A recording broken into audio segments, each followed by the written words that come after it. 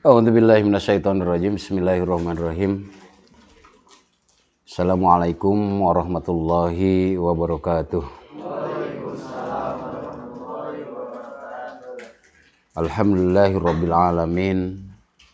Wa bihi nasta'inu ala umuri dunya waddin. Wassalatu wassalamu ala asrofil anbiya'i wal mursalin wa ala alihi wa sahbihi dawihuda ajmain.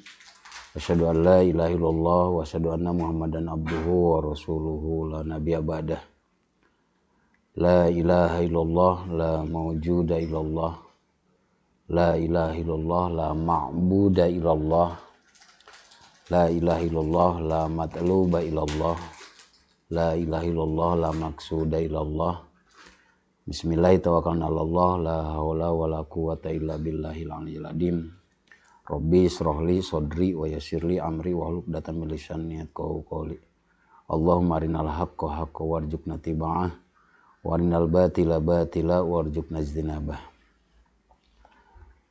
Puji dan syukur kita panjatkan kepada Ilahi Rabbi, serta salam kita limpahkan kunjungan alam habibana wa nabiyana Muhammad sallallahu alaihi wasallam, juga kepada para sahabat, tabi'in dan tabi'at. Masih dalam kajian surat Al-Baqarah, masuk di ayat 30 setelah kita kemarin memahami surat Al-Baqarah ayat 29, yang mana manusia pada dasarnya memiliki dua dimensi, antara dimensi kemanusiaan dengan dimensi ruhiyah. Artinya dimensi yang bisa sampai tembus sab'a samawat.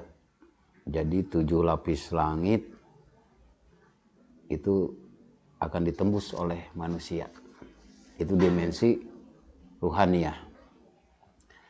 Kalau dimensinya fisikis kita, itu hanya sebatas bagaimana kita mengelola bumi ini. Proses pengolahan olah atur bumi ini dikatakan dalam bahasa kedekatan tauhid, yaitu tauhid rububiyah. Jadi tauhid rububiyah itu tauhid yang mengarah kepada olah atur manusia, kehidupan manusia di bumi. Nah, tauhid uluhiyah adalah mengarah bagaimana kita beribadah kepada Allah. Jadi tembus sampai 7 lapis langit itu diarahkan oleh tauhid uluhiyah. Jadi tauhid uluhiyah, tauhid rububiyah, dan tauhid mulkiyah. Di mana tauhid mulkiyah ini adalah tidak ada kerajaan yang akan abadi kecuali kerajaan Allah. Sekeras-kerasnya kerajaan Firaun itu enggak tuntas dan hancur, karena itu terpaku oleh mulkiyah, kerajaan Allah. Nah, uluhiyah inilah adalah proses transenden di mana manusia berserah diri kepada Allah, itu uluhiyah. Nah, setelah proses uluhiyah, maka harus dijawab juga dengan pengembangannya. Apa pengembangannya? Tauhid rububiyah, di mana olah atur kemanusiaan, bagaimana hukum bisa berjalan, bagaimana juga fikih bisa berjalan, ini tidak lepas daripada peran serta manusia dengan tauhid rububiyah. Maka endingnya akan melahirkan tauhid mulkiyah. Nah, di ayat 29 kemarin Allah mengisyaratkan bahwa walladzi khalaqalakum ma fil ardi jami'a summastawa ila samai fasawwahunna sab'a samawat wa huwa bikulli syai'in alim. Yaitu dat yang menjadikan perkara yang ada di bumi ini seluruhnya sampai pada giliran akhirnya summastawa ila samai, sampai kepada titik di mana 7 lapis langit ini dan 7 lapis bumi ini tertembus dan terurus oleh manusia. Karena wa huwa bikulli syai'in alim. Tinggal masuk kepada ayat 30-nya. Apa itu ayat 30? A'udzubillahi minasyaitonirrajim. Bismillahirrahmanirrahim. Wa id qala rabbuka lil malaikati inni ja'ilun fil ardi khalifah. Qalu ataj'alu fiha may yufsidu fiha wa yasfikud dima wa nahnu nusabbihu bihamdika wa nuqaddisu lak. Qala inni a'lamu ma la ta'lamun. Yaitu di mana manusia, ingatlah ketika Tuhanmu berfirman kepada para malaikat, sungguh aku akan menjadikan di muka bumi ini khalifah. Mereka berkata, mengapa engkau akan menjadikan di bumi ini khalifah yang akan membuat kerusakan padanya dan menumpahkan darah?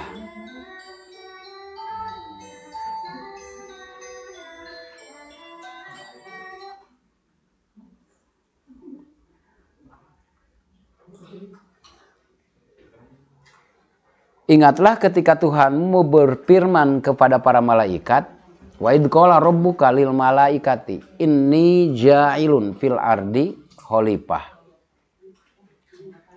Dan ingatlah ketika rabbuka, ini berarti ada proses di mana rububiyah, ketuhanan, ini menjadikan atau berupaya untuk diskusi dengan para malaikat sehingga Allah inni ja'ilun fil ardi khalifah. Sesungguhnya aku akan menjadikan di muka bumi ini ja'ilun fil ardi, di muka bumi ini ada khalifatan, khalifah.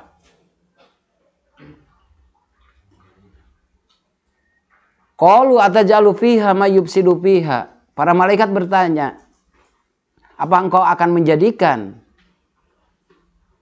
sebagai khalifah itu manusia yang menjadikan kerusakan di muka bumi ini dan menumpahkan darah? Sedangkan wa nahnu nusabbihu bihamdika wa nuqaddisu lak. Sedangkan kami yang senantiasa bertasbih, wa nahnu nusabbihu bihamdika, tidak engkau jadikan khalifah. Kata Allah, qala inni a'lamu ma la ta'lamun. Jangan banyak bertanya, biarkanlah nanti aku yang menentukan, karena aku yang lebih tahu.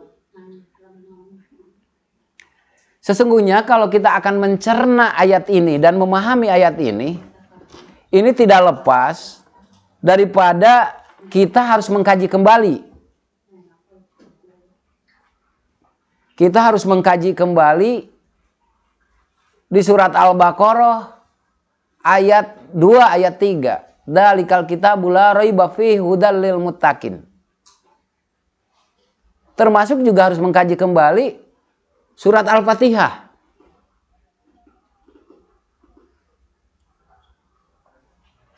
Maka minimal dari ayat 26 surat Al-Baqarah dalam satu surah merupakan satu rangkaian pembahasan yang tidak terputus. Maka kalau kiranya hadirin sekalian ini tidak paham atau tidak mengkaji dari ayat-ayat sebelumnya, minimal dari ayat 26, 27, 28, 29, maka di 30 ini sebagai endingnya, di ayat 30 ini akan kesulitan mencernanya. Gitu. Jadi kalau tidak memahami dari ayat 26, maka di ayat 30 tidak akan terpahami. 26, 25, ayat 25, ayat 26, 27, 28, 29. Itu harus paham benar. Kalau tidak paham 26, 27, 28, 29, maka di 30 seolah-olah ini adalah sebuah hanya dialog antara Allah dengan malaikat dengan akan memproses penciptaan manusia.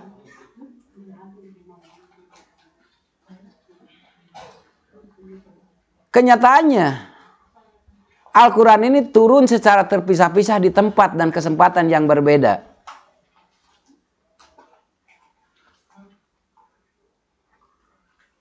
Maka kesalahan besar ketika ayat-ayat ini, Al-Quran dalam memahami ayat-ayat ini dipisah-pisahkan atau terputus. Maka ending dari ayat itu tidak akan ketemukan. Termasuk juga dalam mengkaji ayat, bukan saja dari sudut asbabun nuzul, tapi sudut bagaimana tahun-tahun diturunkan ayat ini juga, surat-surat ini juga harus kita pahami. Karena kalau tartibus surat, kita harus memahami ayat ini dari surat Al-Alaq. Quran ini dari surat Al-Alaq, yaitu surat Iqra. Setelah surat Iqra baru surat Al-Mudassir dan seterusnya. Sampai kita juga harus paham dengan tartibun nuzul. Jadi ayat-ayat yang diturunkan ini harus disesuaikan pula dengan waktu dan era-era di mana ada fase. Dalam Quran ini ada dua makna atau dua fase, fase Makkiyah dan fase Madaniyah. Dan ayat akan berbeda kajiannya ketika ayat tersebut diturunkan atau surat tersebut diturunkan di fase Mekah dengan ayat yang diturunkan di fase Madaniyah. Sebab di fase Mekah lebih cenderung kepada manusia bagaimana ketauhidannya itu, akidahnya itu kuat, itu fase-fase Mekah. Aplikasi ada di fase Madaniyah. Maka ya ayyuhalladzina amanu itu lebih cenderung kepada pengungkapan ayat-ayat ini di Madaniyah, di fase Madaniyah. Cenderung yang diseruti orang-orang beriman. Tetapi ketika kita diarahkan dalam konteks pemahaman akidah, itu ketika fase Makkiyah. Itu juga harus dipahami. Jadi jangan sekali-kali mencoba mengkaji ayat di mana ayat tersendiri tidak terpisah atau terpisahkan dari ayat yang lain atau penggalan-penggalan ayat ini. Seharusnya dikaji lebih mendalam, dikaji lebih jauh dari tartibus surat, tartibun nuzul, asbabun nuzul, bahkan urutan-urutan tahun pun harus dipahami. Maka ketika kita tidak mampu untuk melakukan itu, maka kita serahkan kepada ahlinya yang mampu tentang itu. Tapi jangan coba-coba kita keluar dari pemahaman-pemahaman Al-Quran. Padahal masing-masing ayat dalam Al-Quran adalah saling menjelaskan satu sama lain. Coba kita buka, tolong dibuka di surat Al-Baqarah ayat 185. Coba dibuka di surat Al-Baqarah ayat 185. Ayo, bisa.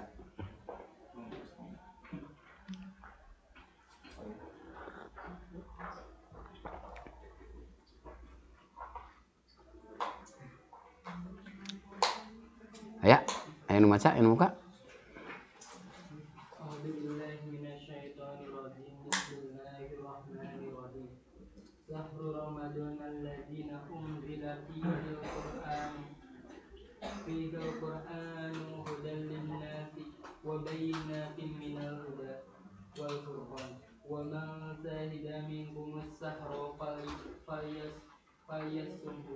ومن كان مريضا أو على سفر فإدة من آيات من أخرى يريد الله بكم اليسر ولا يريد بكم العسر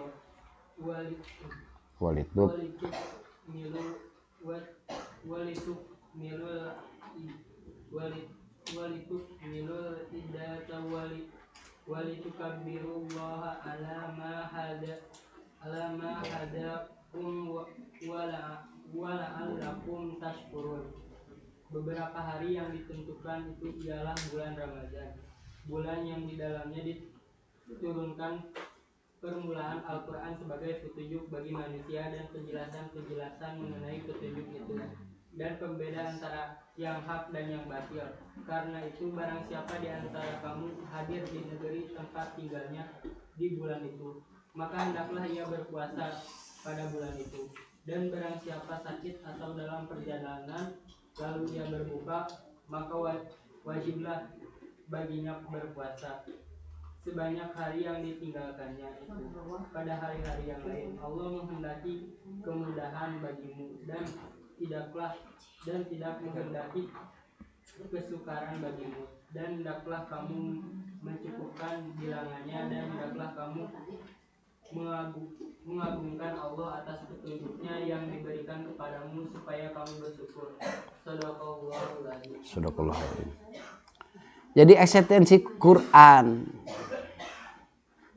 bulan yang di dalamnya diturunkan Al-Quran yaitu bulan Ramadan, sebagai petunjuk. Jadi Quran ini endingnya harus menjadi petunjuk bagi muslim itu, sehingga ketika petunjuk ini ada pemisah antara di mana letak hak dan di mana letak batil. Jadi ketika kita mengimani dan meyakinkan kebenaran Al-Quran, dasar akhir dari pemahaman Al-Quran itu punya keberpihakan di mana hak itu ada, di mana batil itu ada. Lantas kita harus menentukan sebuah jalan, yaitu jalan yang hak. Itu adalah ending dari Al-Quran.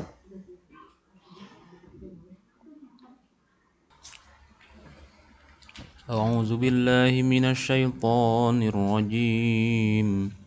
Bismillahirrahmanirrahim. Wa idz qala rabbuka lil malaikati inni ja'ilun fil ardi khalifah. قالوا أتجعل فيها من يفسد فيها ويسفك الدماء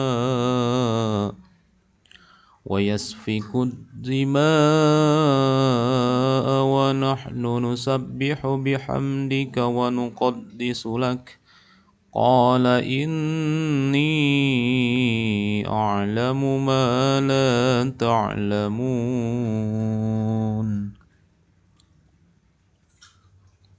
Ingatlah ketika Tuhanmu berfirman kepada para malaikat, sungguh aku akan menjadikan di bumi seorang khalifah. Mereka berkata, mengapa engkau akan menjadikan di bumi khalifah yang akan membuat kerusakan padanya dan menumpahkan darah? Padahal kami senantiasa bertasbih dengan memujimu dan menguduskanmu. Dia berfirman, sungguh aku mengetahui apa yang kalian tidak ketahui. Shadaqallahul adzim. Yo, di poin satunya. Di ayat 28, Allah menjelaskan asal-usul manusia beserta alam-alam yang menjadi destinasi-destinasi eksistensialnya yang berakhir pada summa ilaihi turja'un. Kemudian pada akhirnya kepadanyalah kalian dikembalikan. Sementara di ayat 29 Allah menjelaskan perjalanan ruhani yang sejatinya dilewati oleh tiap individu manusia yang bermula dari bumi, dari dunia material, dari tubuh biologis, untuk selanjutnya beranjak menuju ke langit dengan melintasi 7 lapis langit. Seluruh kandungan Al-Quran, individual atau sosial, personal ataupun ideologis, moral ataupun politis, bermuara ke kedua jenis perjalanan ini.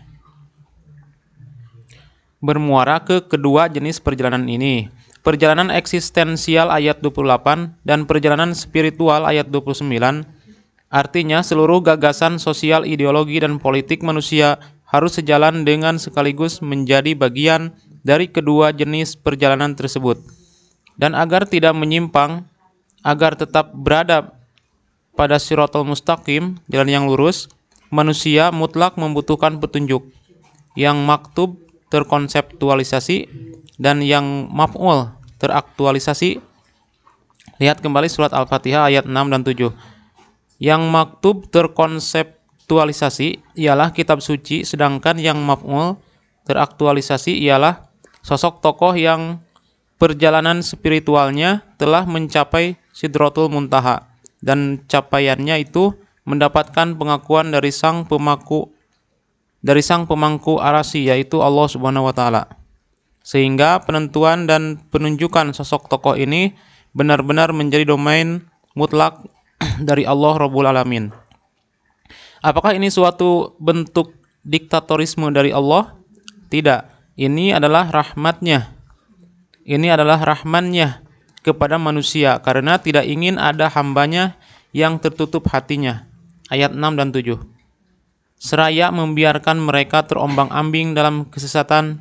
Ayat 15. Terjebak ke dalam lembah kerugian. Ayat 16. Dan melihat mereka hidup tersiksa dalam kegelapan. 17-20. Tanpa cahaya. Sehingga siapa saja nantinya yang tertutup hatinya, kemudian hidup dalam kegelapan dan kesesatan, maka itu semata karena pilihan sadarnya sendiri. Oke. Ayat 28, ayat 29 itu kan menunjukkan bahwa siapa sih kamu? Kaifa takfuruna billahi amwatan fa ahyakum summa yumitukum summa yuhyikum summa ilaihi turja'un. Kenapa kalian mengingkari apa yang telah Allah turunkan dalam Al-Quran ini? Padahal kita ini dulu dalam kondisi orang-orang yang tidak tahu posisi hidup saja. Kita tidak tahu, bahkan tidak ada bayangan sama sekali kita akan hidup di dunia ini. Dan tidak pernah punya cita-cita akan hidup di dunia ini. Tetapi Allah menakdirkan kita dengan rahmannya Allah, kita dibuat dan dibentukkan oleh Allah dan berada dalam dunia ini. Ini adalah rahman dan rahimnya Allah. Targetnya apa? Di ayat 29 Allah menjelaskan perjalanan ruhani sejatinya. Yang dimana eksistensi manusia harus berakhir kepada summa ilahi turja'un. Berarti seluruh gagasan, seluruh cita-cita, seluruh arah-arahan sosial, politik, budaya, itu harus summa ilaihi turja'un, harus kembali kepada Tuhannya. Artinya harus bersumber dari ketuhanan itu sendiri. Budaya kudu budaya anu sumberna tina ketuhanan. Sosial kudu sosial anu bersumber tina ketuhanan. Karena manusia diciptakan itu akan melahirkan. Ketika budaya itu ada juga karena ada manusia. Ketika sosial itu ada karena ada kumpulan-kumpulan manusia. Ketika politik itu ada karena juga kumpulan-kumpulan manusia. Maka target itu semua summa ilaihi turja'un. Harus dikembalikan kepada Tuhannya. Jangan sampai kita bersosial tidak punya landasan dari nilai rububiyah Allah, dari nilai Al-Quran. Jangan sampai ketika kita bersosial juga bukan landasan di sini sosial yang summa ilaihi turja'un, berlandaskan sosial yang diajarkan oleh Allah dan Rasulnya. Bagaimana mencintai tetangga, bagaimana juga mencintai anak yatim, bagaimana pula kehidupan sosial dari harta melalui zakat, sedekah, wakaf, infak dan lain sebagainya. Itu kehidupan sosial yang sifatnya summa ilaihi turja'un, yang Allah telah perintahkan. Sosial itu ada karena kita ada. Politik itu ada karena kita ada. Budaya itu ada karena kita ada.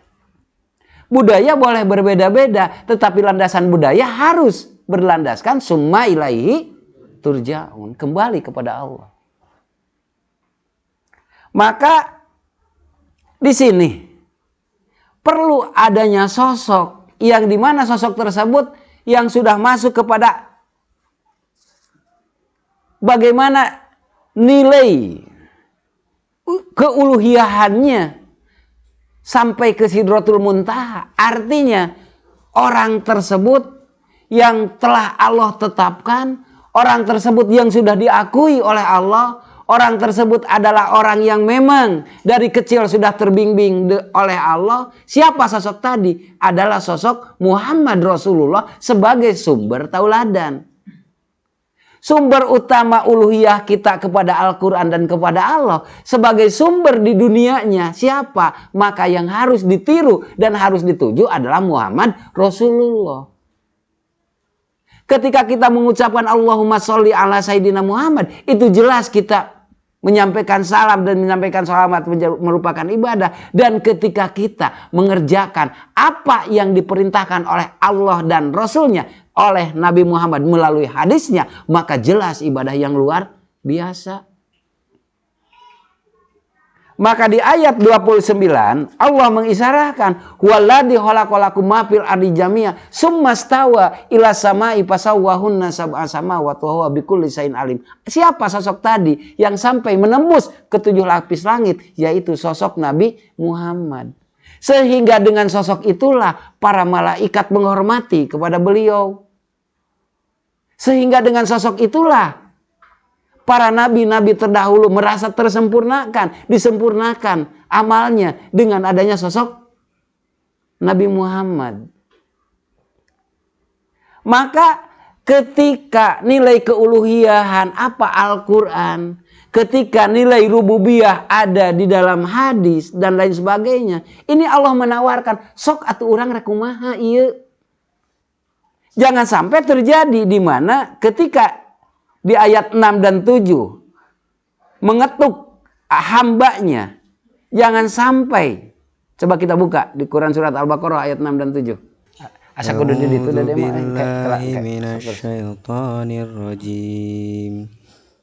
Bismillahirrahmanirrahim. Innal ladzina kafaru sawa'un 'alaihim a'andartahum am lam tundirhum la yu'minun. Khatamallahu 'ala qulubihim wa 'ala sam'ihim wa 'ala absarihim ghishawatu wa lahum 'adzabun 'adzim. Artinya, sesungguhnya orang-orang kafir sama saja bagi mereka. Engkau Muhammad beri peringatan atau tidak engkau beri peringatan, mereka tidak akan beriman. Allah telah mencuci hati dan pendengaran mereka, penglihatan mereka telah tertutup dan mereka akan mendapat azab yang berat. Shadaqallahul adzim. Nah, buka dek Quran surat Al-Baqarah ayat 15. أعوذ بالله من الشيطان الرجيم بسم الله الرحمن الرحيم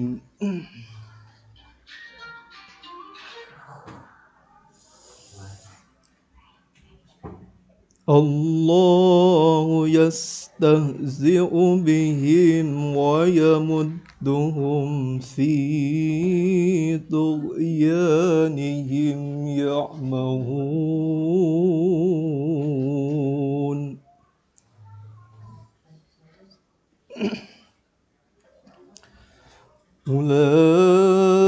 أولئك الذين اشتروا الضلالة بالهدى فما ربحت تجارتهم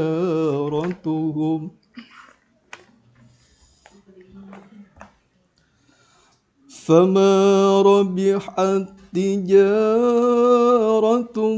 وما كانوا مهتدين.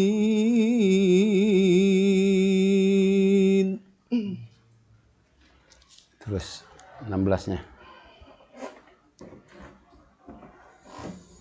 مثلهم كمثل الذي استوقد نارا فلما أضاءت ما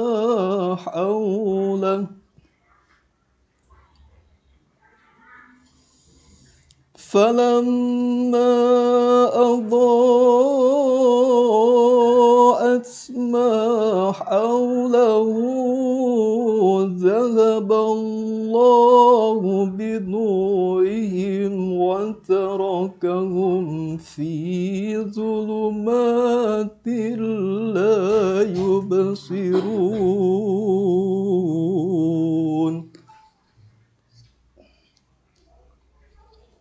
Terus 18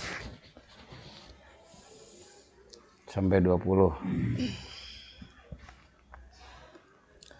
صم بكم عمي فهم لا يرجعون.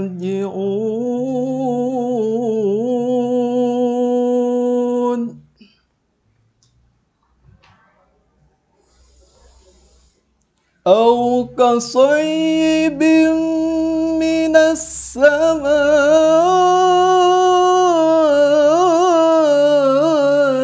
فيه ظلمات ورعد وبرق يجعلون أصابعهم في آذانهم من الصواعق حذر الموت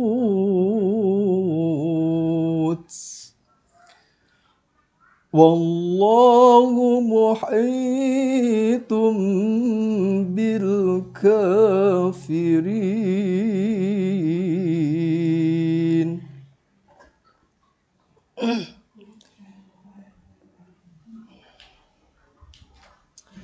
يكاد البرق يخطف أبصارهم كلما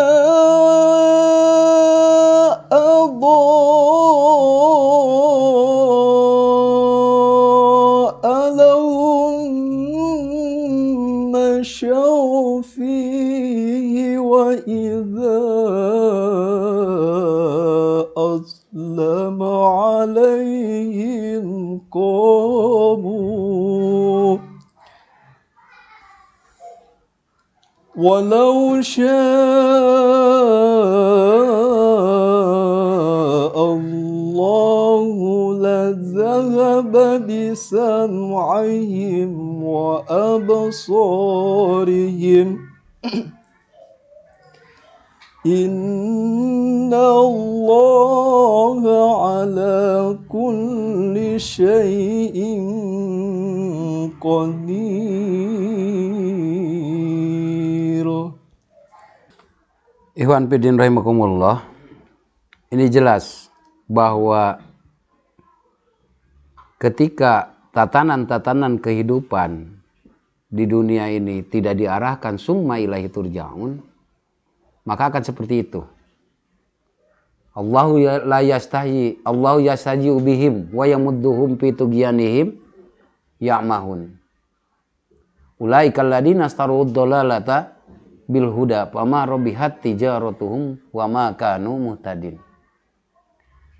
Ketika tatanan kehidupan tidak dikembalikan kepada nilai-nilai summa ilaihi turja'un, maka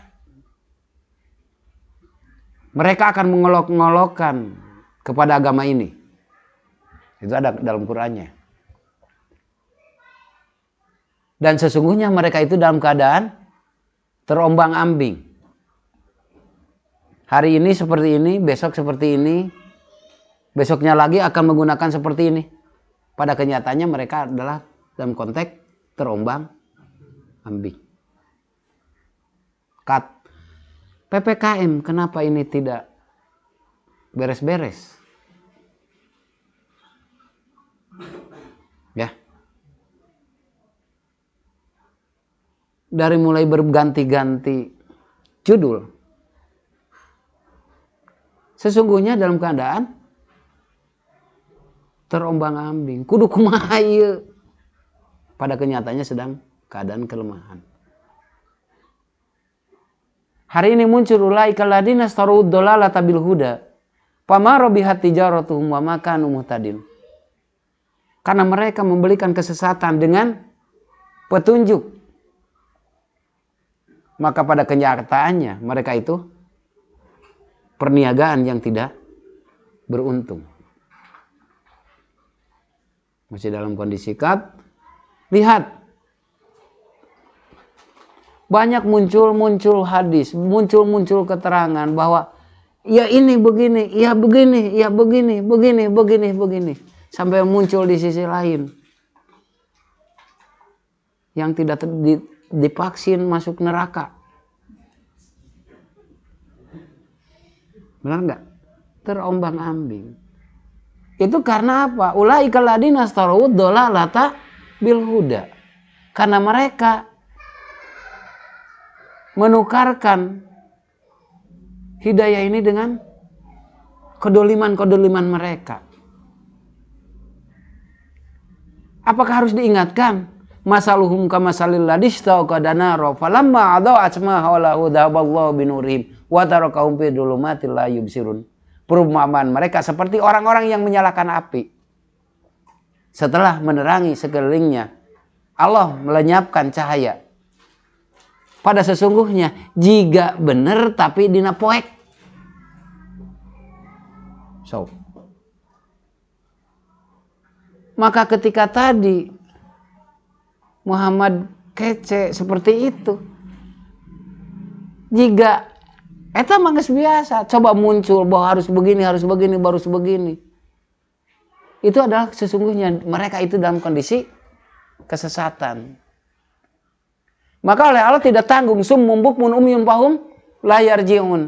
Mereka tuli, bisu dan buta sehingga mereka tidak dapat kembali.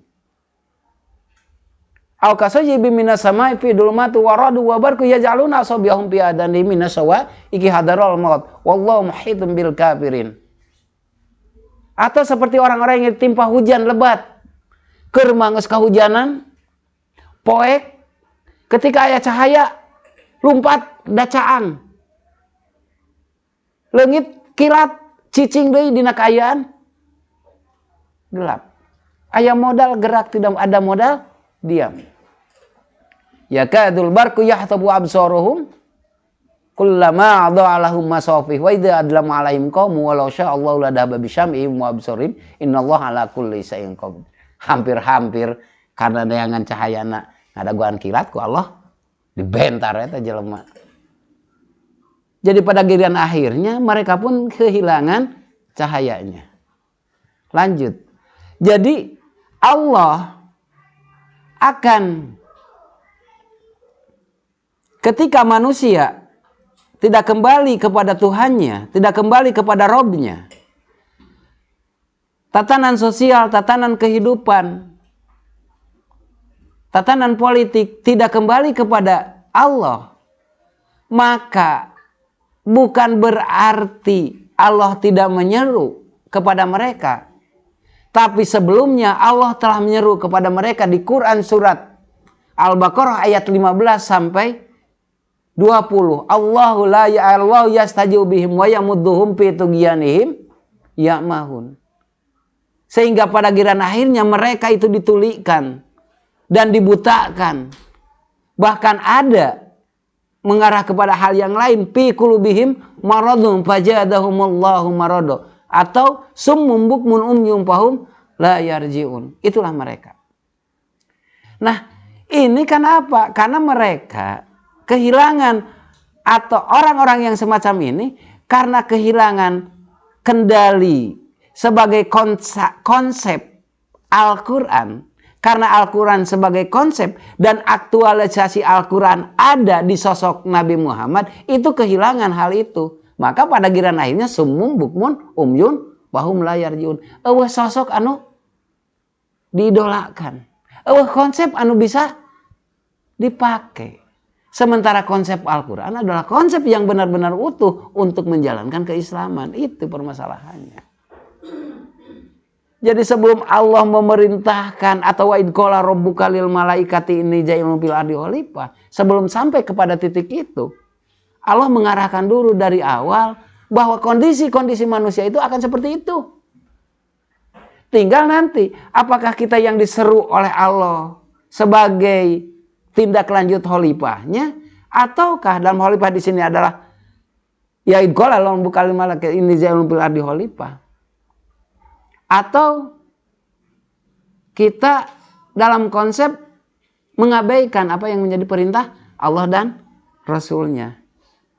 Maka di poin kedua, poin ketiga, dan poin keempat sampai 5 ini akan memperjelas semuanya tentang keadaan-keadaan kita. Sehingga apa yang seharusnya kita lakukan, ini di ayat ini yang harus kita lakukan. Wa idh qala rabbuka lil malaikati ini. Tapi sebelumnya harus terpahami dulu ayat 28 dan ayat 29. Sekian wallahu alam. Assalamualaikum warahmatullahi wabarakatuh.